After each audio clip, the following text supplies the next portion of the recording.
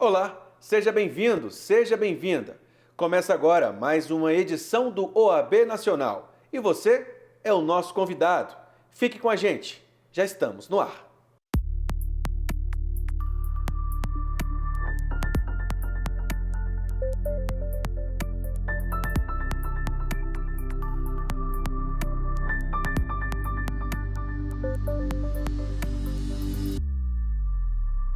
A OAB Nacional encaminhou um ofício ao presidente da Comissão Parlamentar de Inquérito da Covid-19, senador Omar Aziz, pedindo que o parlamentar assegure o livre exercício da advocacia no âmbito da CPI, respeitando a atuação do advogado e direitos às prerrogativas constitucionais. A atuação da advocacia está prevista em todos os contextos processuais, sejam eles judiciais ou administrativos, sejam aqueles que tramitam no Poder Judiciário, na Polícia Judiciária e até mesmo nessas comissões investigantes dos parlamentos brasileiros, dos poderes legislativos brasileiros, conhecidas como comissões parlamentares de inquérito. Esta atuação do advogado que acompanha os seus clientes tem base na ampla defesa, no devido processo legal, no contraditório. E o Supremo Tribunal Federal, reiteradas vezes, já balizou, assegurou o direito da advocacia de participar dessas sessões das comissões parlamentares de inquérito, e dizendo que o advogado tem o direito de acompanhar o seu cliente e fazer o uso da palavra nos termos do artigo 7º do Estatuto da Ordem dos Advogados do Brasil e da Advocacia, sobretudo para incitar questão de ordem e também para se manifestar em razão de possíveis arbítrios ou desvios legais praticados no curso da investigação. É direito da advocacia, é prerrogativa da advocacia assegurada pelo Supremo Tribunal Federal e defendida intransigentemente pela Ordem dos Advogados do Brasil, essa participação das advogadas e dos advogados nas comissões parlamentares de inquérito. E, sobretudo, Paulo, o direito de sentar-se ao lado do seu cliente, o direito de se comunicar o tempo todo com o seu cliente, alertando o seu cliente dos riscos que o procedimento pode lhe promover. Existe no Brasil a questão do direito que ninguém é obrigado a se autoincriminar. E esta autoincriminação é uma das orientações, é um dos trabalhos que realiza o advogado com o seu cliente. Alertar dos riscos sobre possíveis autoincriminações no curso de um depoimento. Isto tudo já está muito bem definido no Supremo Tribunal Federal e consolidado na jurisprudência do Supremo Tribunal Federal. O Conselho Federal da OAB debateu no YouTube da Ordem os desafios trazidos pela Lei Geral de Proteção de Dados durante os 3 primeiros anos de vigência. Confira.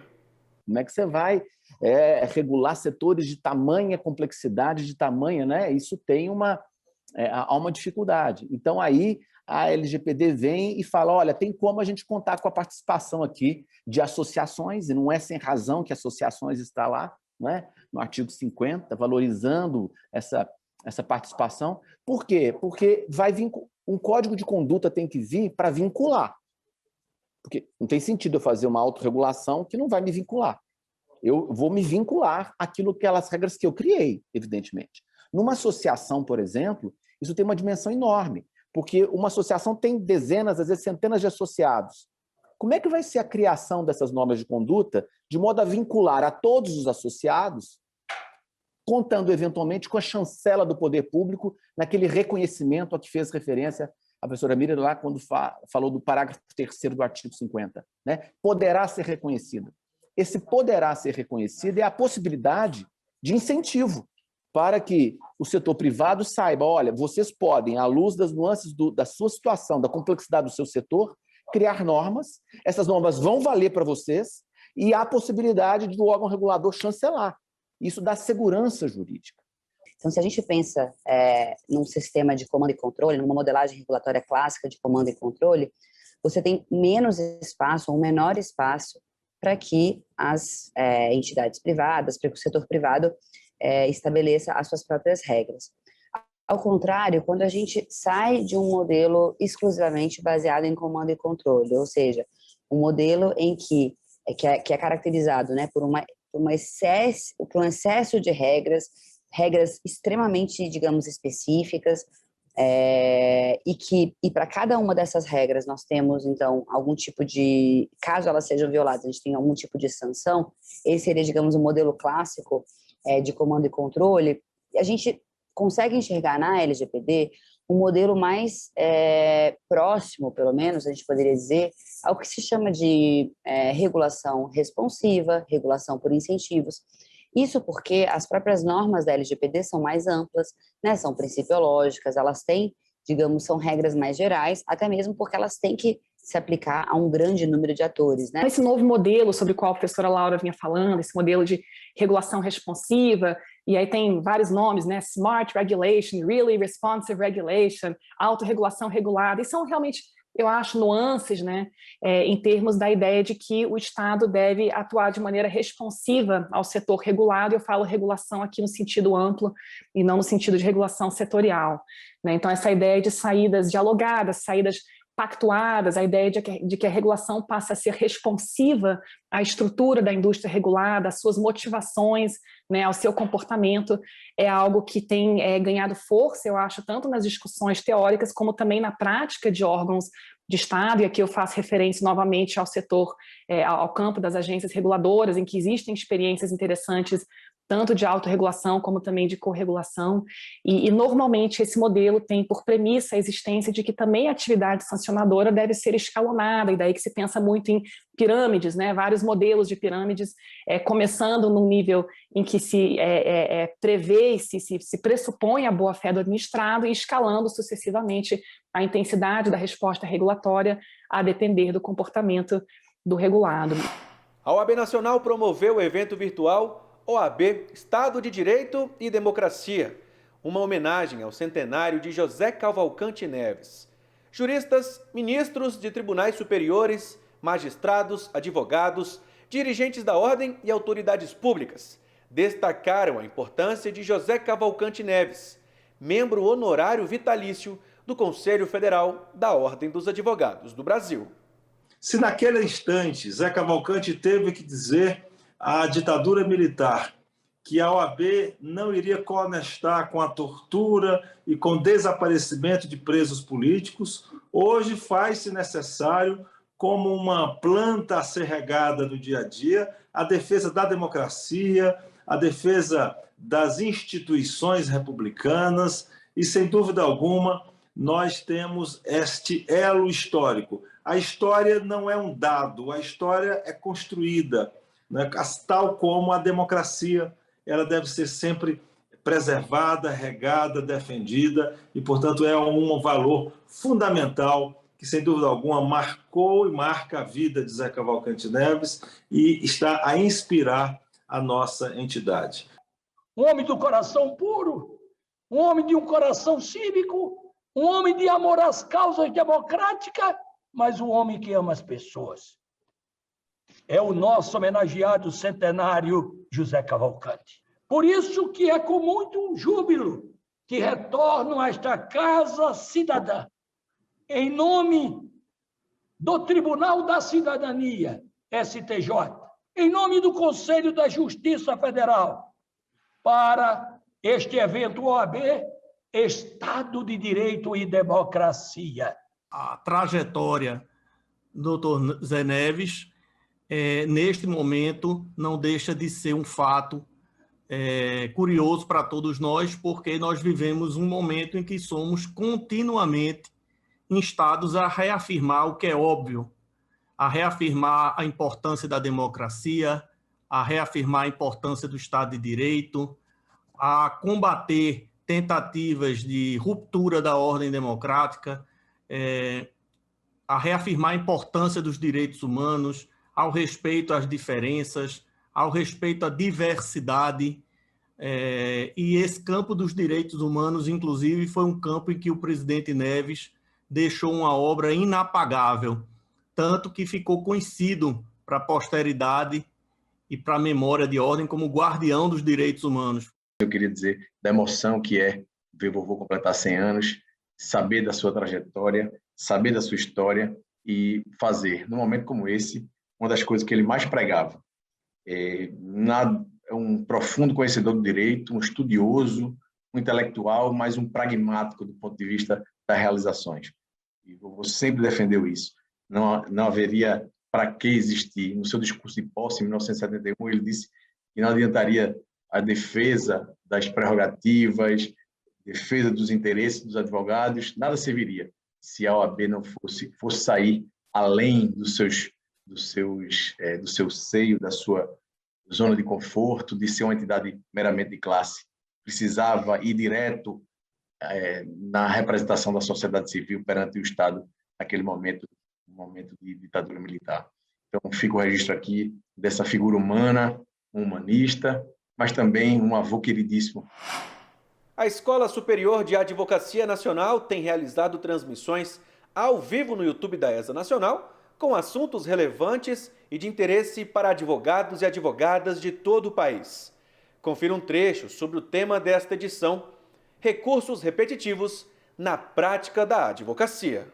O Brasil ele é uma das jurisdições do mundo que é mais pressionado com a quantidade de processos, né? São milhões de processos que abarrotam o judiciário e, como mecanismos de gestão, o legislador pensou em introduzir esse sistema de solução de casos repetitivos de maneira que uma questão comum que seja analisada em diversos processos em todo o país possa ser resolvida de uma vez só, em um procedimento, e depois uniformemente aplicada para outros onde a mesma questão esteja sendo discutida. Dessa maneira, a gente tem um ganho de escala e uma redução, uma economia de custo muito grande, porque ao invés de ficarmos debatendo a mesma questão em milhares de processos, às vezes, debatemos uma vez só aquela questão e uma vez fixada a tese, num procedimento desses de solução de casos repetitivos, forma-se, como o Rony colocou, um precedente, que é como está lá previsto, inclusive, no artigo 927, lá que fala do sistema de precedente.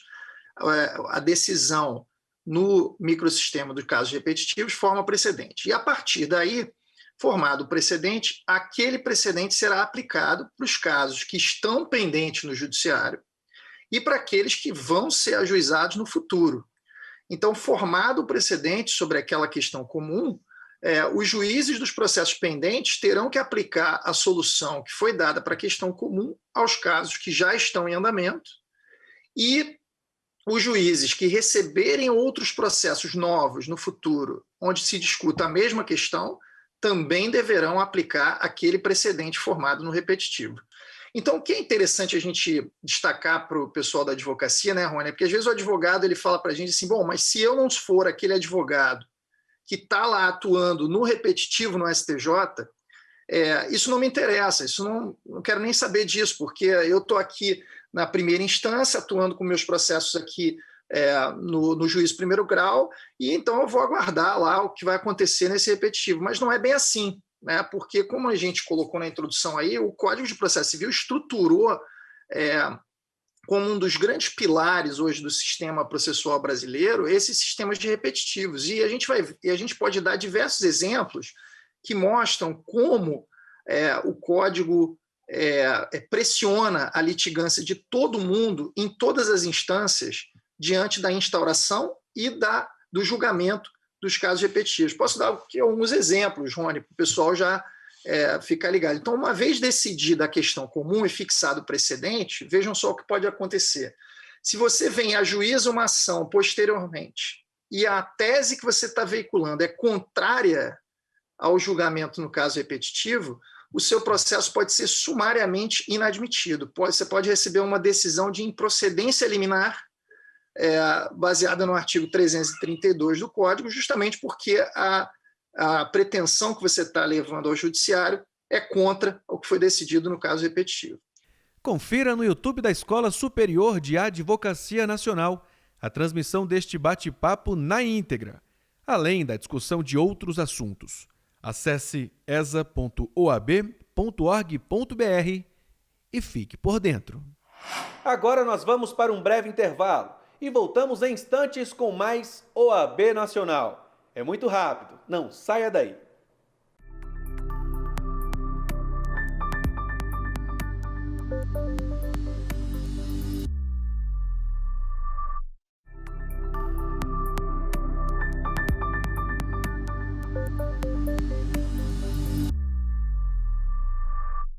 O líder indígena, ambientalista, filósofo, poeta e escritor Ailton Krenak participou da última semana do programa Papo em Ordem, apresentado pelo presidente da OAB Nacional, Felipe Santa Cruz.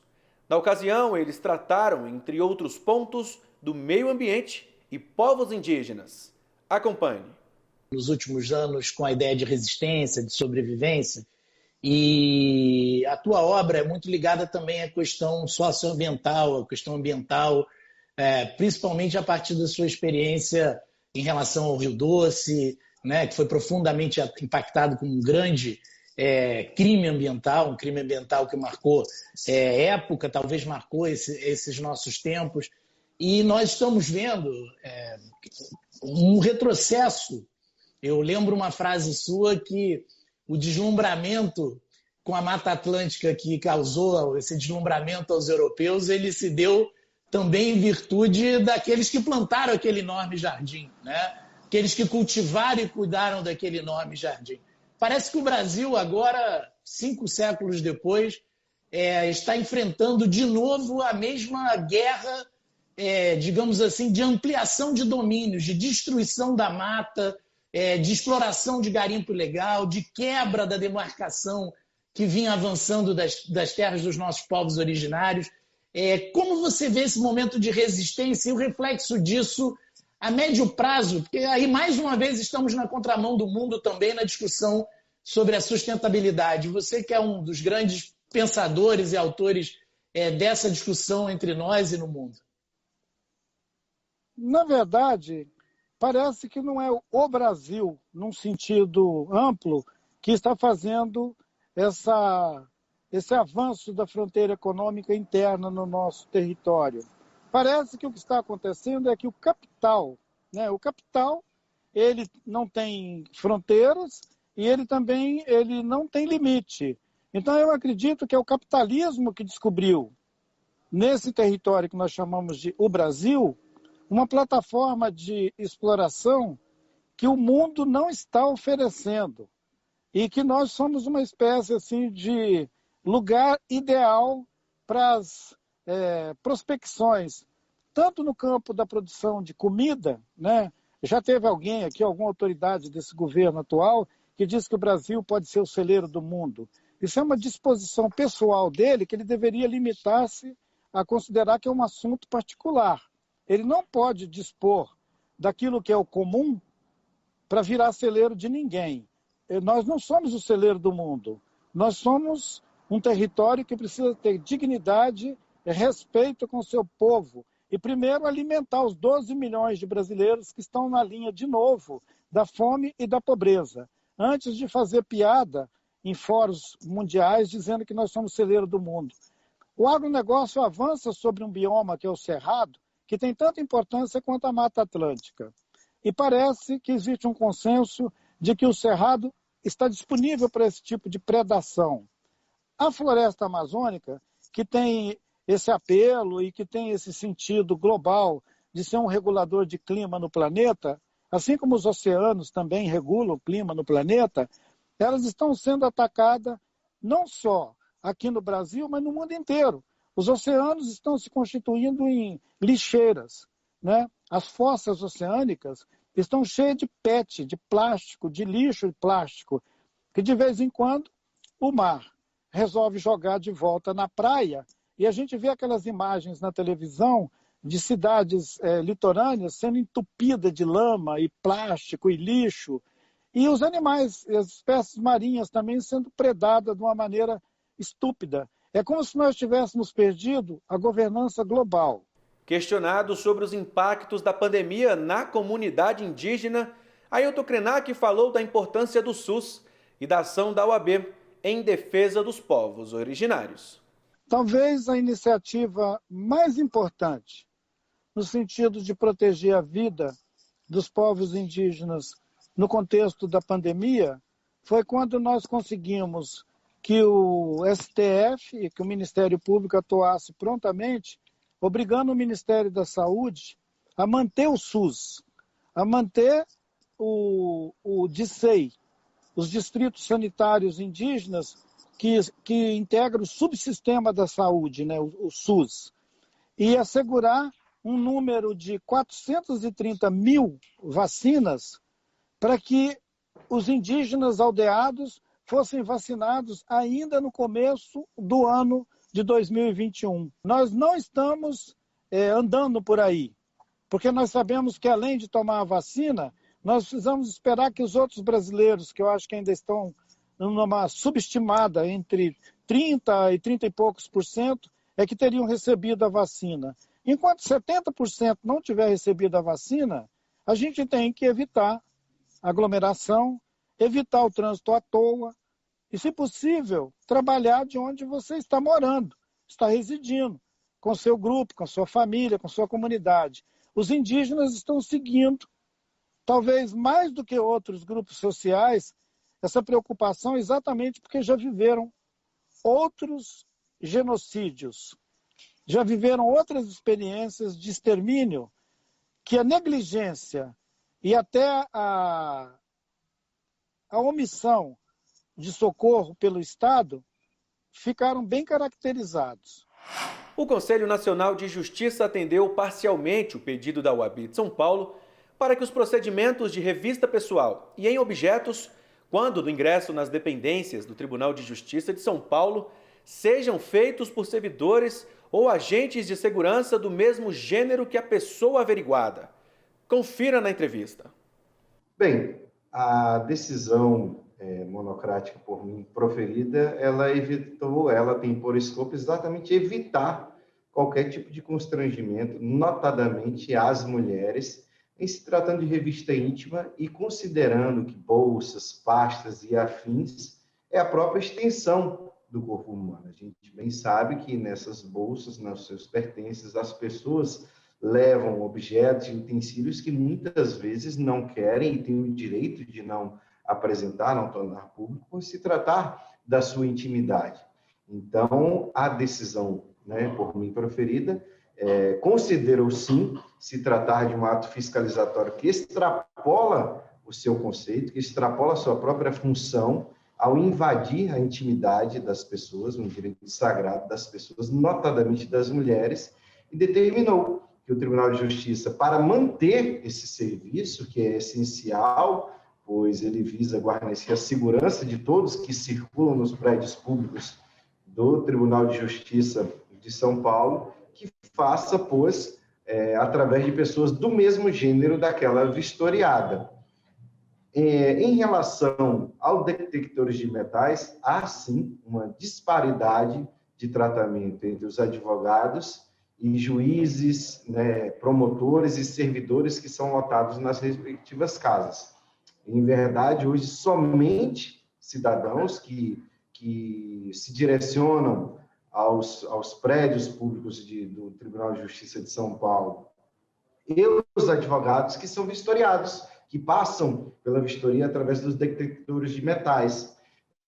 E o que a OAB defende, que foi pontuado, o meu ponto de vista pessoal que ficou expresso nessa decisão, é que todos devem se submeter. A segurança ela deve ser guarnecida de modo legítimo, de modo horizontalizado, e não com a parcial visão de que somente os advogados ou somente aqueles que vêm de fora, digamos assim, para os prédios públicos é que podem impor certo perigo aos demais. Ou seja, então, se há realmente a necessidade de garantir a segurança, que seja feita através da vistoria, que todos se submetam ao detector de metais, não somente os advogados. Até porque nós temos casos concretos, infelizmente, de situações realmente de juízes armados, de promotores de justiça armados, que situações de estresse que aconteceram e que, de modo algum, teve a atuação ou participação da advocacia. Não estou querendo dizer, de modo contrário, que juízes e promotores são mais ou menos perigosos. Não. Estou dizendo que a segurança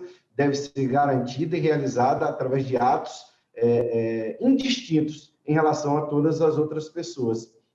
E essa decisão foi fundamentada com base em princípios constitucionais, que guarnece a liberdade individual e que veda o tratamento indigno, pejorativo, que cause constrangimentos, e também com base na consolidação das leis trabalhistas, que vedam revistas íntimas em seus trabalhadores, notadamente em relação às mulheres.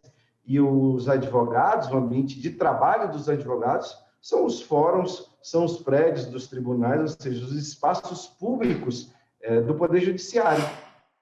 Mudando de assunto, a OAB Nacional realizou o primeiro Congresso Brasileiro de Direito Urbanístico. O evento aconteceu de modo virtual e reuniu especialistas do setor para o debate de temas ligados aos 20 anos de promulgação do Estatuto da Cidade. A relação da metropolização, na verdade, assim, tirando para uma palavra absolutamente leiga, né, não técnica, o agigantamento das cidades, isso tem se mostrado como um verdadeiro fenômeno nesse século XXI. Se o século XX ele marca, não é, a passagem de um planeta rural para um planeta urbano, o XXI demonstra que não basta sermos urbanos, nós queremos cidades imensas, então está havendo um agigantamento mundial das cidades, né? A pandemia, seus enormes impactos de todo tipo na vida dos brasileiros já trouxe à tona de forma poderosa, ainda que com um atraso de décadas, a agenda de objetivos, temas e princípios do direito urbanístico. A hora do direito urbanístico é agora, e a comemoração dos 20 anos da Lei Marco do Direito Urbanístico, que é o Estatuto da Cidade, é essa oportunidade imperdível para que todos possam conhecer melhor esse ramo autônomo do direito público brasileiro e, sobretudo, para que possam passar a aplicá-lo plenamente. Bom, o avanço da pandemia é um fenômeno histórico sem paralelos, nas suas muitas implicações, ainda em andamento, cheio de incertezas, especialmente para o Brasil, que tem enfrentado com atraso e de maneira muito problemática esse fenômeno. Este programa especial da Ordem dos Advogados do Brasil fica por aqui. Se quiser conferir tudo que a OAB vem fazendo, não deixe de seguir a gente nas redes sociais. Nos vemos na próxima semana. Até lá!